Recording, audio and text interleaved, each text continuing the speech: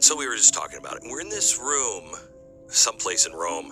We're in this room that it was enormous. It was a ballroom, from, I don't know, 1,000 years ago. And it had a map of the world that was like 2 stories and a football field long. I mean, it was unbelievable. It was like a movie. Like if you were a supervillain, you'd have a desk in the center of this room, you know what I mean? And you'd have one light at the desk, and the bad guy would be sitting behind it, and the camera would just show him and the whole map of the world. It was like that kind of a room. It was beautiful. And so we're standing there, and I'm just listening to what he's saying. And this guy comes in, and he was one of the cardinals, and I don't want to identify his role, but he was very, very high up. And man, he walked in with all these suits, all these politicians. And the guy said, that guy's the mayor, this guy is I don't know, finance minister, blah, blah, blah.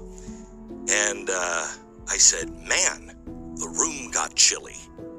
And because I just felt like this is not a good guy. When he came in, he was like, you could feel it. As much as I could feel the good on the one guy, this guy. And he said, oh yeah, he's that's the beginning. There's the head. And he said, you want to meet him? And I'm like, no, I don't want to meet him. And he said, you should.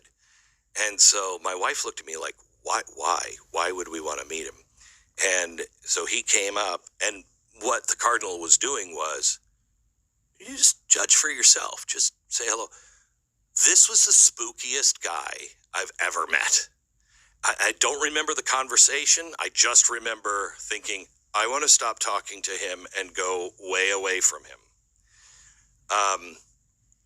There is a war, and I'm not saying this to, bash the Catholics or, have you question your faith if you're a Catholic or anything like that. Pray for the people who are in leadership positions. What's happening in Washington is happening in all of our churches.